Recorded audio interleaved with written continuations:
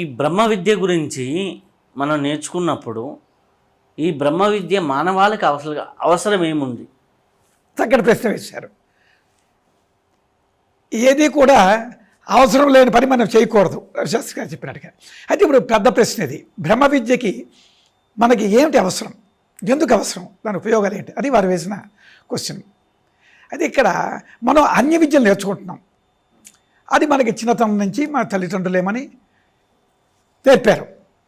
ఉద్యోగం చదువుకోవడం, ఉద్యోగం చేయడం, డబ్బు సంపాదించడం, మేడలు, కార్లు, ఇవన్నీ మనకి తెలిసినవే. ఈ అన్య విద్యా పరిజ్ఞానం నేర్చుకుంటాం. ఇవి దేనికి పనికొస్తాయి? ఉద్యోగానికి, సంపాదనకి, జీవన విధానానికి, మెరుగైన జీవన విధానానికి ఇవి పనికొస్తాయి. అవి కూడా ఉండాలి. ఆర్థిక సౌలభ్యం కోసం, అదే ఆర్థిక సౌలభ్యంతో అనేకమైనటువంటి సౌకర్యాలు పొంది హ్యాపీగా మీ తాలూకా జీవనాన్ని గడపచ్చు. కానీ ఈ విద్యలు ఏవి కూడా జీవిత సమస్యలు తీర్చలేవు. తాత్కాలిక ఆనందాన్ని ఇస్తాయి, డబ్బు ఉంది, మేడ ఉంది, కారు ఉంది. కానీ అసలైనటువంటి ఒక సమస్య, ఏదో ఒక అనారోగ్య సమస్య వచ్చింది, లేదంటే ఇంట్లో కుటుంబంలో కావలసిన వాళ్ళు ఆప్తులు ఎవరో పోయారు, అనేకమైనటువంటి బాహ్యమైనటువంటి జీవిత సమస్యలు చెప్పలేనివి మానవాళికి ఎదుర్కొనేవలసిన పరిస్థితి. అంటే మానసిక సమస్యలు, శారీరక సమస్యలు, అలాగే ఆనందానికి సంబంధించి సుఖాలు అయితే వస్తాయి.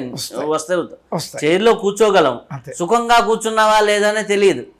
నువ్వు బంగారు సింహాసనం మీద కూర్చోబెట్టినా కానీ సుఖము అనేది ఉంటుంది, కానీ సంతోషము, ఆనందం ఉందా లేదా అని చెప్పలేము. మనకు ఉన్నదా అనేది కూర్చోవచ్చు, ఏసీ కారులో ఉండొచ్చు, 1000 కోట్ల ఆస్తిపడవచ్చు, కానీ వారికి ఆనందం ఉందా లేదా అనే విషయం మనం చెప్పలేము.